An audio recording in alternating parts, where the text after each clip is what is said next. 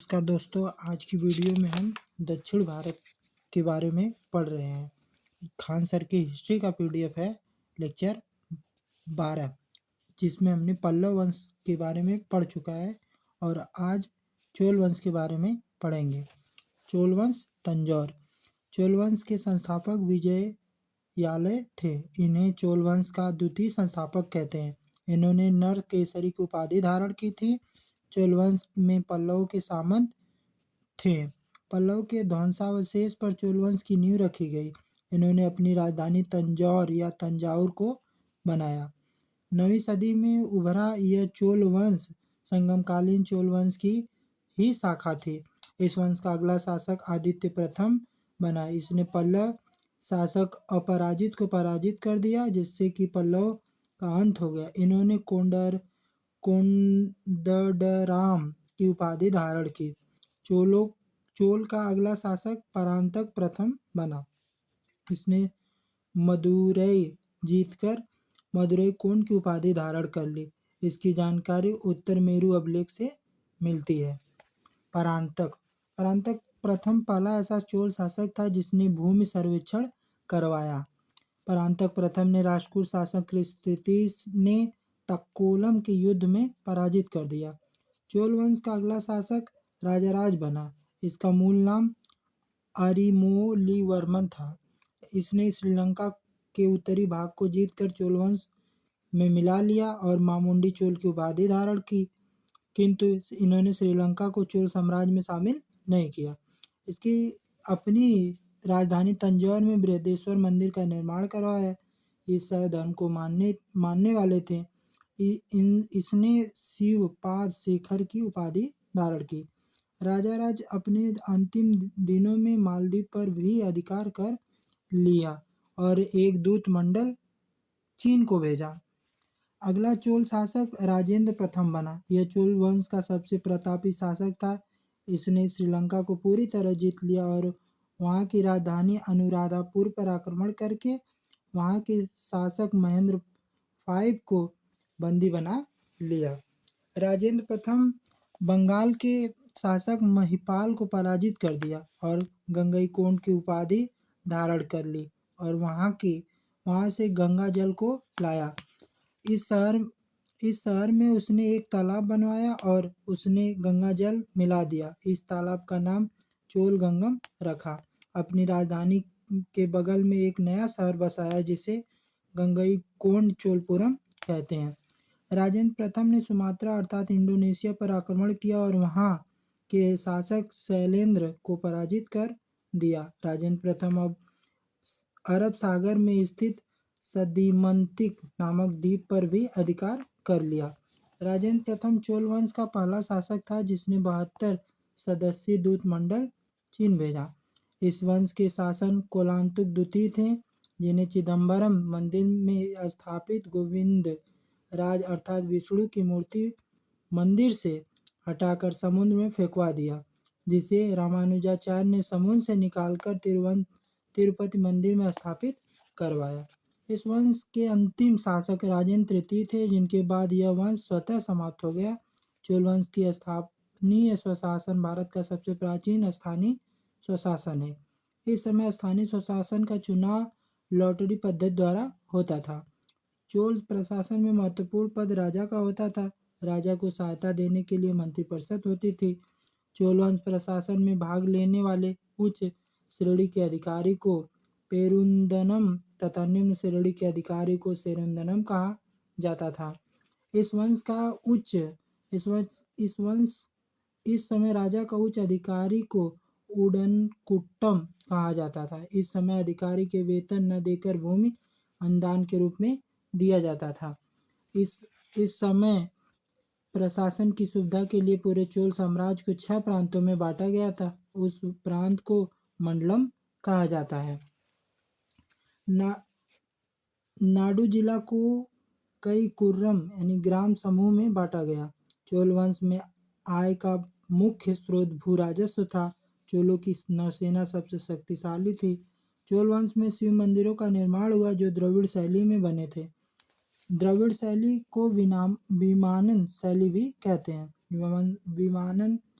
विमानम शैली का प्रथम उपयोग तंजौर के बृहदेश्वर मंदिर में किया गया। चोल वंश में निर्मित नटराज प्रतिमा संस्कृत धरोहर था। चोल वंश को तमिल भाषा का स्वर्ण काल कहा जाता है। तमिल साहित्य के त्रिरत्न के रूप में कंबन, ओट्टकुट्टम एवं पुगलेंदी थे। कंबन ने तमिल रामायण की रचना की थी। राष्ट्रकूट वंश, इस वंश के संस्थापक दंतिदुर्ग थे। इन्होंने वातापी के चालुक्य शासक कीर्तिवर्मन द्वितीय को हराकर राष्ट्रकूट वंश की नींव रखी, किंतु इन्होंने चालुक्यों को पूरी तरह सफाया नहीं किया, जो कि इनकी सबसे बड़ी भूल साबित हुई। दंतिदुर्ग ने अपनी राजधानी मानखेत अर्थात मालखंड को बनाया। दंतिदुर्ग ने महाराजा धीराज परमेश्वर परम बट्टाकर उपाधियां धारण की। इस वंश का अगला शासक कृष्ण प्रथम था, जिसने महाराष्ट्र में एलोरा के कैलाश मंदिर बनवाया। इस वंश का अगला शासक ध्रुव बना, जिसने कन्नौज पर अधिकार के लिए त्रिपक्षीय संघर्ष में भाग लिया। त्रिपक्षीय संघर्ष 100 वर्षों तक चला। इसमें सर्वाधिक जीत राष्ट्रकूटों की हुई थी, किंतु अंतिम विजय प्रतिहार की हुई। इसमें सर्वाधिक राज्य पराजय पाल शासकों की हुई। इस वंश का अगला शासक अमोघ वर्ष बना। यह सबसे विद्वान शासक था। इसने कविराज मार्ग नामक पुस्तक लिखी तथा जीन सेन के प्रभाव में आकर जैन धर्म अपना लिया। इसके दरबार में कन्नड़ भाषा के विद्वान कहे जाने वाले पनपुन रन रहते थे। शांति पुराण की रचना पूर्ण द्वारा किया गया था।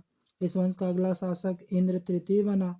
इसके दरबार में अल-मसूदी नामक अरब यात्री आया था। अल-मसूदी ने ही पहली बार मानसून का वर्णन किया।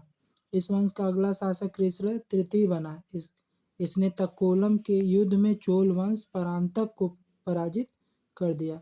इस वंश का अंतिम शासक कर्क द्वितीय था, जो एक अयोग्य शासक था। इसकी हत्या तैलप द्वितीय ने कर दी और चालुक्य वंश की पुनः स्थापना कर दी।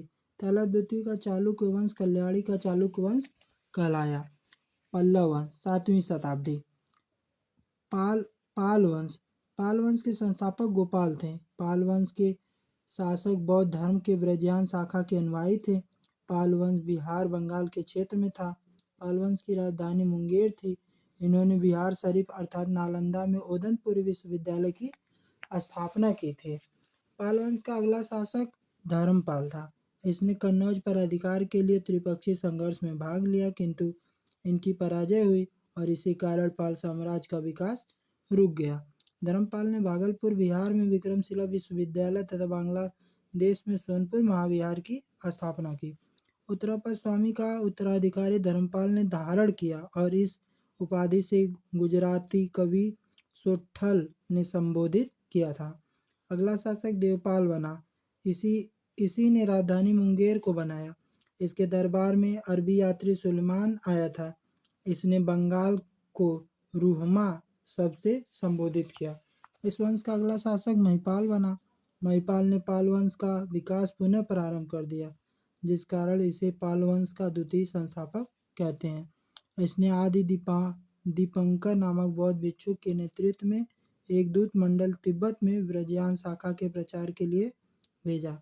इसी के काल में चोल शासक राजेंद्र प्रथम ने बंगाल पर आक्रमण किया, जिस कारण पाल वंश बिखर गया। पाल वंश के अंतिम शासक मदन पाल थे। इनकी मृत्यु के बाद पाल वंश का अंत हो गया। पाल वंश के संस्थापक पर बंगाल के क्षेत्र में सेन वंश का उदय होने लगा। सेन वंश, इस वंश के संस्थापक सामंत सेन थे। सेन वंश की राजधानी लखनौती अर्थात नदिया बंगाल में स्थित थी। इस वंश का अगला शासक विजय सेन था। विजय सेन को इस वंश का वास्तविक संस्थापक माना जाता है। विजय सेन शायद धर्म का अनुयायी था।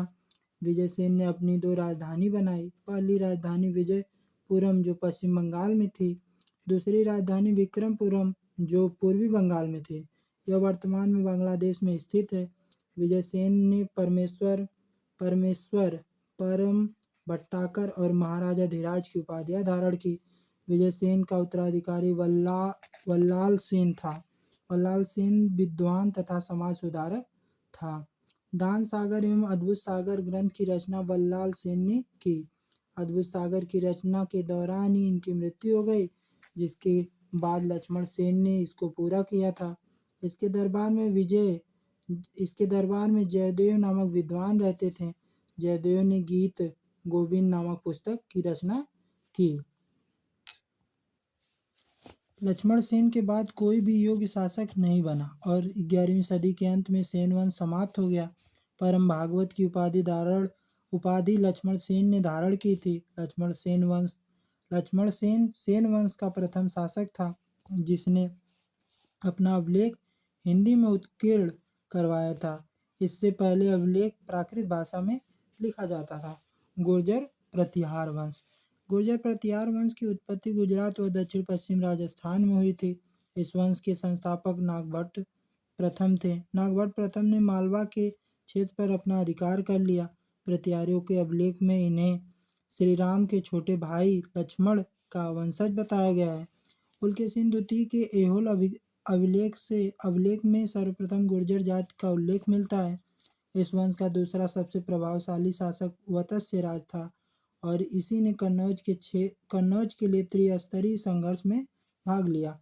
कन्नौज को अपने क्षेत्र में मिला लिया। इस वंश का सर्वश्रेष्ठ शासक महीर भोज बना, जिसे कन्नौज को अपनी पूर्ण राजधानी बना दी। महीर भोज की उपलब्धियों की चर्चा उसके ग्वालियर प्रशस्ति अभिलेख में की गई है। महीर भोज ने गुर्जरों की शक्ति पराकाष्ठा पर पहुंचा दी थी। महीर भोज के बाद उसका पुत्र महेंद्रपाल शासक बना। इन्होंने राष्ट्रकूट शासक इंद्र तृतीय को पराजित किया।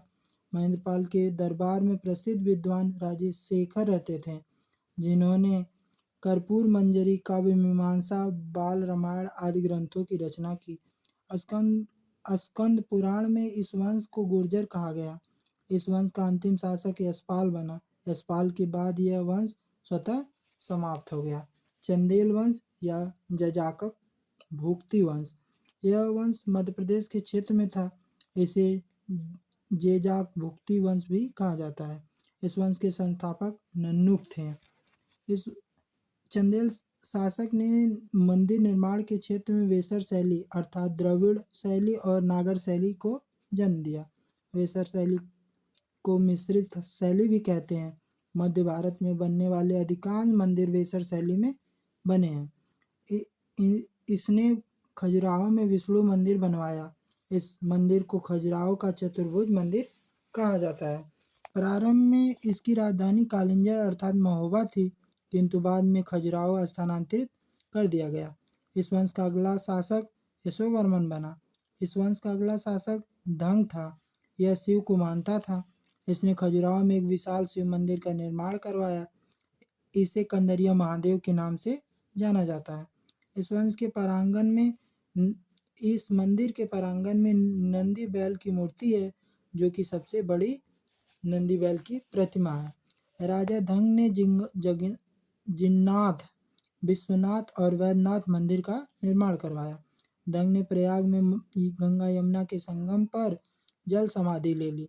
इस वंश का सबसे प्रतापी शासक विद्याधर था, जिसने गुजरात के शासक राज्यपाल की हत्या कर दी, क्योंकि इसने महमूद गजनवी का सामना नहीं किया बल्कि डर से भाग गया। विद्याधर अकेला ऐसा भारतीय शासक था जिसने महमूद गजनवी की महत्वाकांक्षा का सफलतापूर्वक विरोध किया था। इस वंश का अंतिम शासक परमर्दिदेव था, जिसे पृथ्वीराज चौहान तृतीय ने पराजित कर दिया और उसके क्षेत्र को मिला लिया। आल्हा रुदल दोनों भाई परमार्दिदेव का सेनापति था, जो पृथ्वीराज चौहान के साथ युद्ध करते समय उनकी मृत्यु हो गई। परमार्दिदेव ने कुतुबुद्दीन ऐबक की अधीनता स्वीकार कर ली, जिस कारण उसके मंत्री अजय देव ने उनकी हत्या कर दी। अंततः कुतुबुद्दीन ऐबक ने पृथ्वीराज चौहान को हराकर दिल्ली सल्तनत में मिला लिया। कुछ छोटे राजवंश जैसे मात्रक इसके संस्थापक भट्टारक थे। यह वंश गुजरात के सौराष्ट्र में था। इसकी राजधानी वल्लभी थी, जो जैन धर्म का प्रमुख केंद्र था। ये गुप्तों के सामंत थे। कलचुरी वंश अर्थात चेदी वंश, यह मध्य प्रदेश के त्रिपुरी में क्षेत्र था। इस वंश के संस्थापक कोकलम प्रथम था। इन्होंने अपनी राजधानी त्रिपुरी को बनाया। इस वंश का सबसे प्रतापी शासक गंगेय देव था। इन्होंने विक्रमादित्य की उपाधि धारण की। गौड़ वंश। गौड़ वंश यह बंगाल के क्षेत्र में था। इस वंश का सबसे प्रतापी शासक शशांक था। इसने राजवर्धन की हत्या कर दी तथा महाबोधि वृक्ष को कटवाकर इसके जड़ों में आग लगा दी। इसकी हत्या हर्षवर्धन ने कर दी, जिसके बाद यह वंश स्वतः धीरे धीरे समाप्त होने लगा। पूर्वी गंग वंश। यह उड़ीसा तथा आंध्र प्रदेश में था। इस वंश के संस्थापक आनंद वर्मन थे। पुरी में जगन्नाथ मंदिर बनवाया। इस वंश के शासक नरसिंह प्रथम ने कोणार्क में सूर्य मंदिर बनवाया, जिसे ब्लैक पैगोडा कहते हैं। इस वंश के शासक नरसिंह देव ने भुवनेश्वर में लिंगराज मंदिर बनवाया था। काकतीय वंश। तेलंगाना में। यह तेलंगाना के क्षेत्र में एक छोटा सा वंश था। इसके संस्थापक बीटा प्रथम थे। इस वंश का अगला शासक रुद्र प्रथम बना। इसने अपनी राजधानी वारंगल को बनाया। इस वंश का अगला शासक प्रताप रुद्रदेव था, जिसके शासन काल में मलिक काफूर ने आक्रमण किया। इसने बिना लड़े अधीनता स्वीकार कर ली और अपनी सोने की प्रतिमा को जंजीर लगाकर तथा कोहिनूर हीरा अलाउद्दीन खिलजी के दरबार में भेंट किया। इसके बाद यह वंश स्वतः समाप्त हो गया। इस वंश पर अलाउद्दीन खिलजी का अधिकार हो गया। यादव वंश। यह महाराष्ट्र के देवगिरी के क्षेत्र में था। इसके संस्थापक विल्यम फिफ्थ थे। इसकी राजधानी देवगिरी थी। इस वंश का सबसे प्रतापी शासक सिंहन था। इस वंश के शासक रामचंद्र देव को मलिक काफूर ने पराजित कर दिया, किंतु इसकी वीरता को देखकर अलाउद्दीन खिलजी ने इसे देवगिरी का जागीरदार बना दिया। होयसल वंश। ये यादव वंश के सामंत थे। इन्होंने अपनी राजधानी द्वार समुद्र अर्थात आधुनिक हॉलीवुड को बनाया।